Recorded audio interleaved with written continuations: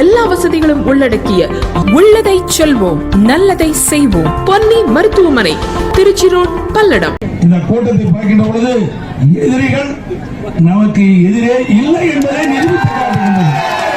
அனைத்து இந்திய அண்ணா திராவிட முன்னேற்ற கழகத்தை எந்த கொம்பனாலும் ஒன்று செய்ய முடியாது.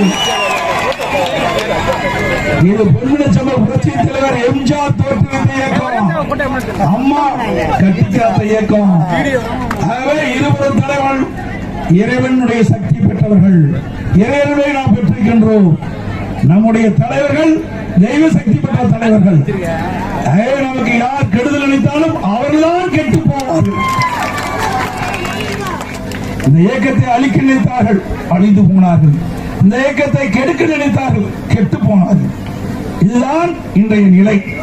திராவிட மாடல் ஆட்சி என்று சொல்லிக் கொண்டிருக்கின்ற பொம்மை முதலமைச்சர் திரு ஸ்டாலின் அவர்கள் 100% அவர்கள் அறிவித்த தேர்தல் அறிக்கை நிறைவேற்றப்பட்டதாக ஒரு பொய்யை சொல்லி முழு பூசணிக்காயை சோற்றிலே மறைத்துக் கொண்டிருக்கின்றார்.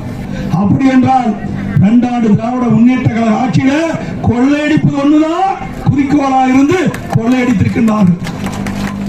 அந்த கொள்ளையடித்த பணத்தை முதலீடு செய்வதற்காக இன்றைக்கு வெளிநாடு சென்றிருக்கின்றார் முதலமைச்சர். தொழில் முதலீட்டு ஈர்க்க செல்லவில்லை. அப்படி தொழில் முதலீட்டு ஈர்க்க வேண்டும் என்றால் அண்மையிலே தொழில் முதலீட்டு மாநாடு சென்னையிலே நடந்தது. அதிலே புரிந்துணர்வு ஒப்பந்தம் போட்டிருக்கலாம். அதற்காக அவர் சொல்லவில்லை, செல்லவில்லை. வெளிநாட்டுக்கு இன்னைக்கு ஸ்பெயினுக்கு போறாரு, இன்னும் பல நாட்டுக்கு போறாரு. போறதுக்கு என்ன காரணம்? கொள்ளையடிச்ச பணத்தை முதலீடு செய்வதற்காக போகிறார். முதலீட கொண்டு வர போகல, கொள்ளையடிச்ச பணத்தை முதலீடு செய்வதற்காக வெளிநாடு சென்ற முதலமைச்சர் இன்றைய முதலமைச்சர் திரு ஸ்டாலின் அவர்கள்.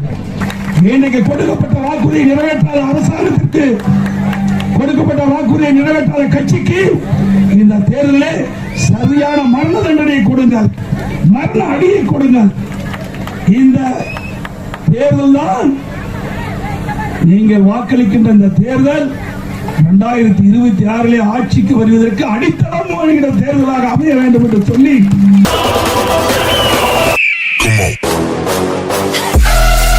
மகாத்மா காந்தியையும் சுதந்திர போராட்டத்தையும் இழிவுபடுத்தி பேசிய தமிழக ஆளுநரை கண்டித்து தருமபுரி மாவட்ட காங்கிரஸ் கட்சியின் சார்பில் BSNL அலுவலகம் முன்பு கண்டன ஆர்ப்பாட்டம் நடைபெற்றது. இந்த ஆர்ப்பாட்டத்தில் காங்கிரஸ் கட்சி நிர்வாகிகளும் தொண்டர்களும் கலந்து கொண்டு தமிழக ஆளுநருக்கு எதிரான கோஷங்களை எழுப்பி ஆர்ப்பாட்டத்தில் ஈடுபட்டனர். அவருடைய செயல்பாடு இருந்து கொண்டிருக்கிறது.